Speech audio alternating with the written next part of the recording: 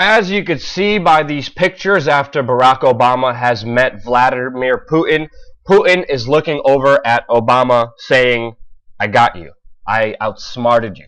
Checkmate, mofo.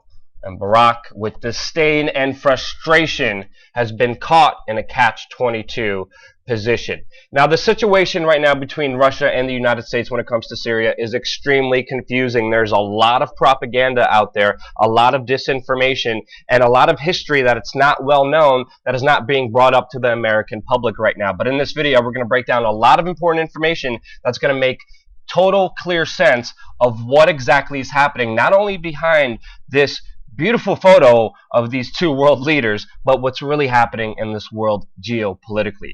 Now, right now, the Russian parliament approved sending troops and warplanes over to Syria. China is sending military advisors and aid over to Syria to help fight ISIS alongside Russia. The bombardment campaign has started. Russian positions are aligned all along Assad's forces, fighting off the rebels and fighting off ISIS. There's dramatic footage coming out right now that's being blasted by the mainstream media showing the bombing campaign of the Russians assisted by the Chinese. You see drone footage also being released. Now, the situation is very complex. Right now, we have China, Russia, Iran, Iraq, Bashar al-Assad coming together against the forces of the United States, Israel, Turkey, Jordan, Saudi Arabia, United Arab Emirates, and Qatar. As we know from the previous history, fighting ISIS has not been the U.S.'s goal ever since 2006. According to leaked WikiLeaks documents, the U.S. was planning to overthrow Assad.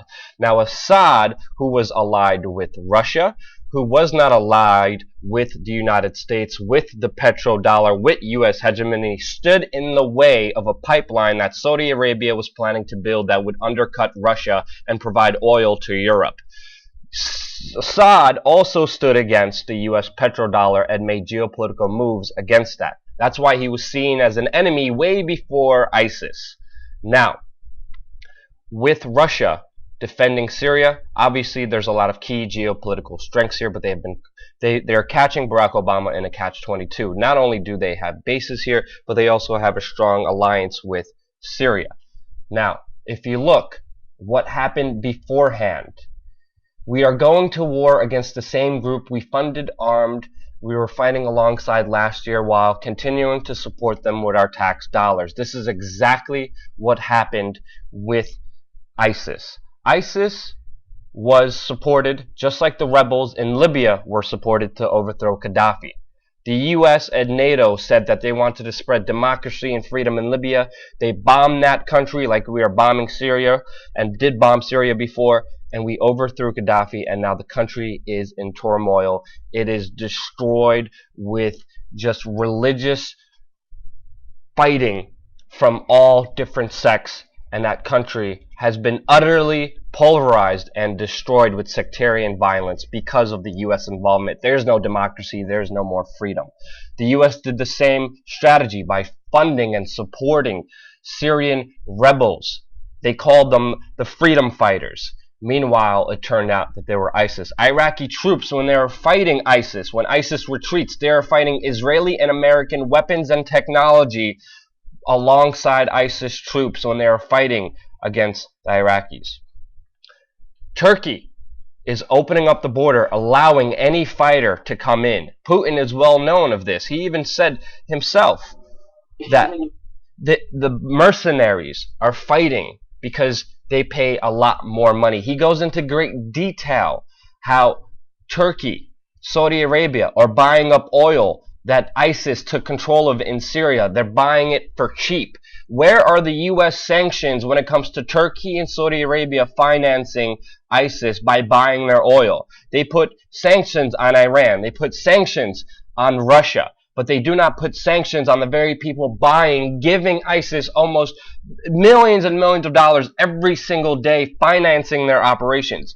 U.S. had secret training facilities in Jordan that admittedly are training al-Nusra fighters that are going against Syria. Israel is bombing Assad forces as they're making headway against ISIS. The goal was never to defeat ISIS. The goal was always to overthrow Assad, who was standing in the way of U.S. hegemony and the U.S. petrodollar. You see John McCain here, who visited Syria, was standing behind these so-called freedom fighters. They all turned out to be ISIS. That's why the Pentagon right now is stopping the rebel training program that they have in Syria, because it's not working. All the arms and all the trainings are going towards radical Islamists, al-Nusra and ISIS. And that's why Russia is now stepping in saying, no, we're really going to bomb this. The U.S. was supposed to be bombing ISIS, as we've heard in the news, but they are even refusing to combine training camps that are turning out thousands of fighters a month. Even NPR reported just after a year of supposedly bombing ISIS, the U.S. campaign shows limited gains because the U.S. does not want to defeat ISIS. The U.S. wants to defeat Assad because he's standing in their way. Now, the United States is saying that Russia is destabilizing Syria. Meanwhile, it was the United States funding and training rebels with Turkey, Israel, Saudi Arabia, Qatar, United Arab Emirates, who have done so in the beginning. Right now, we're seeing a lot of propaganda by the New York Times, by the Independent, saying that Vladimir Putin is not just attacking ISIS. We're seeing that the U.S. is alarmed and scared. Of course, the United States is alarmed. And now the Western media is vilifying Putin as a villain. Now, if you look at the bombardment campaigns, they have been targeting anyone standing against Assad, obviously. That's because they have an alliance together. And now these two global powers, these two great alliances, the United States, Saudi Arabia, Turkey, Qatar, which have been knowingly supporting ISIS rebels, even Jordan, are facing off against Syria, Iraq, Iran, Russia, which have joined also in an intelligence pact, sharing information on how to defeat ISIS, alongside China, that is aiding them in this battle. We see these global forces facing off against each other with this very important prized geopolitical territory known as Syria. Tensions are escalating. Many people are saying World War III would break out between all these major factions, and it very well may be that situation. But to stop it, we have to be informed about what is really happening and the true history of it. So if you found this informational helpful, send it out to all your friends, because the mainstream media is sending a lot of propaganda, not dealing with the whole picture. No side is right. Bombing and killing people is wrong, whether it's Assad, Russia, whether it's Israel or the United States. Bombing people is not right. These two forces are only creating more hatred and destruction. But to stop it, we need to understand it.